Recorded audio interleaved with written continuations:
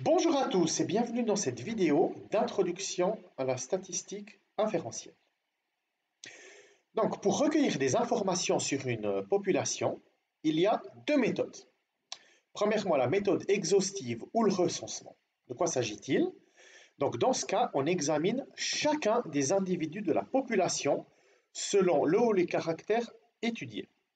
Par exemple, le recensement fédéral.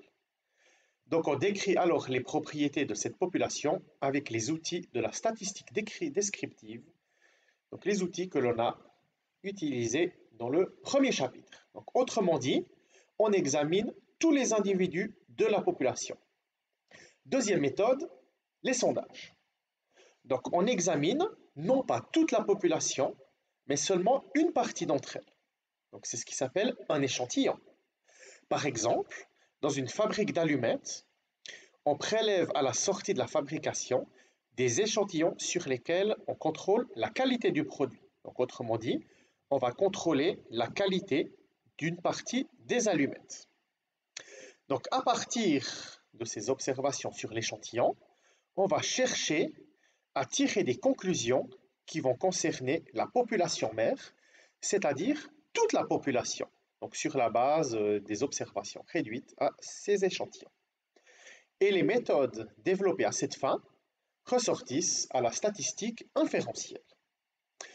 Donc il arrive fréquemment que l'on doive rejeter la méthode exhaustive, soit à cause de son coût, de sa durée, ou en raison des effets destructeurs. Parce que pour connaître par exemple la durée de vie d'une production d'ampoule, ou savoir si des allumettes s'enflamment effectivement, on doit détruire les objets testés. Donc si on doit détruire toutes les allumettes pour tester la qualité, ce n'est pas une bonne idée. Donc dans ce cas, il n'y a pas d'autre moyen que d'effectuer des sondages. Donc l'échantillonnage, c'est un processus de déduction qui consiste à passer d'une population totale, dont les caractéristiques sont connues, à un échantillon de cette population. L'estimation consiste à induire, à partir des résultats observés sur un échantillon particulier, des résultats concernant la population globale. Donc, autrement dit, à partir des observations que l'on fait sur un échantillon, on va en déduire des choses concernant toute la population. Maintenant, un petit exemple. La population, donc ça c'est pour un échantillonnage, donc là, on sait que la production d'une machine comprend en moyenne une pièce défectueuse sur 6. Donc si on prélève un échantillon de 10 pièces sur cette production, combien sont défectueuses? Donc on sait que on est en présence d'une loi binomiale ici, et on sait que la probabilité qu'une pièce donnée soit défectueuse, c'est une chance sur 6, donc 1/6. Donc c'est une loi binomiale, donc la probabilité que le nombre de pièces défectueuses soit égal à k, donc ça peut être à 1, 0, 1, 2, 3, 4, 5, etc. Donc c'est ck10 fois la probabilité qu'une pièce soit défectueuse, donc c'est-à-dire une chance sur 6 puissance k, fois la probabilité qu'une pièce ne soit pas défectueuse, c'est-à-dire 5/6 puissance n-k. Donc par exemple, donc, si on fait les calculs, on sait que la probabilité qu'il n'y ait aucune pièce défectueuse sur cet échantillon, c'est de l'ordre de 16%. De même, la probabilité qu'il y en ait une qui soit défectueuse, c'est à peu près 32%.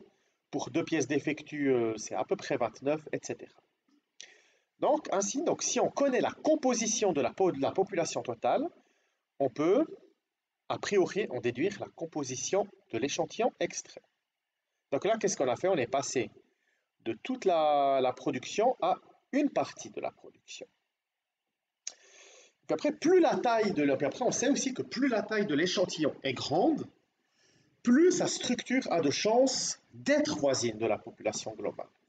Donc ça veut dire quoi? Ça veut dire que si on a un grand nombre de pièces, et puis que la probabilité qu'une soit défectueuse, c'est 1/6, et puis qu'on prend un échantillon de 2 pièces, peut-être que ces 2 pièces, enfin ça ne correspondra pas tout à fait à la population mère. on aura rarement une chance sur 6, si on a seulement 2 pièces, d'avoir, d'en avoir une défectueuse. Alors que si on prend 100 pièces, ben, ces 100 pièces, on aura à peu près une chance sur 6 enfin une sur 6 qui sera défectueuse. Pour 1000 pièces, ça sera encore plus proche, etc.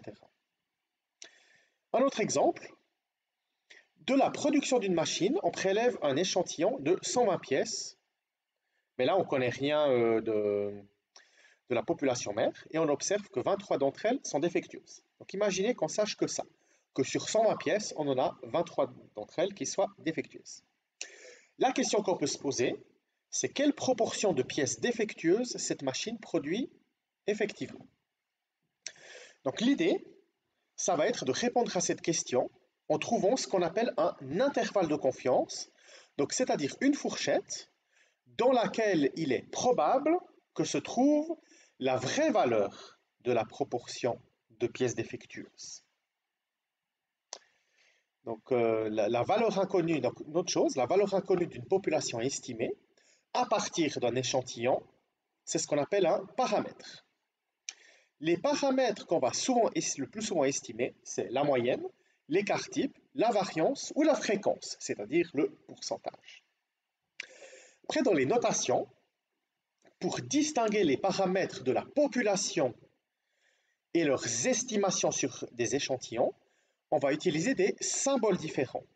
Donc pour les paramètres de la population, on aura plutôt des lettres grecques, et pour l'échantillon, des lettres latines. Donc la moyenne de toute la population, on va la noter mu, et x bar pour la moyenne d'un échantillon de cette population. L'écart type, on va le noter sigma pour toute la population, et sur l'échantillon, donc l'écart type d'un échantillon donné, on va l'appeler S. La fréquence de toute la population, on va l'appeler pi, et l'estimation sur l'échantillon, P. La taille de toute la population, c'est grand N, et l'estimation sur l'échantillon, petit n. La moyenne arithmétique x bar, donc la moyenne de l'échantillon, ainsi que l'écart type, S, de l'échantillon, c'est ce qu'on appelle un seul point. Ça, on peut dire que c'est un point, une seule valeur numérique, comme estimation de la vraie moyenne mu, respectivement du vrai écart type sigma. Donc une telle estimation, c'est ce qu'on appelle une estimation ponctuelle du paramètre de la population. Donc l'estimation ponctuelle d'un paramètre, en fait, qu'est-ce que c'est? Il s'agit d'évaluer la valeur du paramètre de la population à l'aide d'une unique valeur calculée sur un échantillon. Mais après, si on prend un autre échantillon, cette valeur, elle peut varier. Par exemple, si petit n et grand n désignent les tailles de l'échantillon, respectivement de la population, il y aura ces petits n échantillons possibles, et donc autant d'estimations du paramètre. Donc du paramètre, la moyenne, l'écart type ou de la fréquence. Donc par exemple, juste pour vous donner une idée de l'ordre de grandeur, si on a une population totale de taille 100 et qu'on veut prendre un échantillon de taille 10, il y a donc ces 100 échantillons possibles, et si vous voulez, ça fait un grand nombre de 14-15 chiffres comme ordre de grandeur. Alors que le milliard, c'est 9 chiffres. Hein. Donc il y a énormément d'échantillons possibles de taille 10 si la population est de taille 100. Alors imaginez si on veut on veut prendre des échantillons de 1000 personnes sur l'ensemble de la population suisse. Donc là, le nombre d'échantillons, il est quasiment illimité. Il est énorme. Donc vous voyez, sur tous ces échantillons, dès qu'on veut estimer la moyenne, ça peut varier considérablement. Pour vous donner une idée, donc imaginez qu'on prenne un échantillon de 10 personnes sur la population d'une ville et qu'on s'intéresse au poids moyen. Donc vous voyez, si parmi les 10 personnes, on en a carrément 10 qui sont obèses ou bien au contraire 10 qui sont maigres, bah, les moyennes seront radicalement différentes. Donc c'est dans ce sens-là qu'on fait une estimation ponctuelle du paramètre de la population. C'était tout pour cette première vidéo et à bientôt pour la prochaine.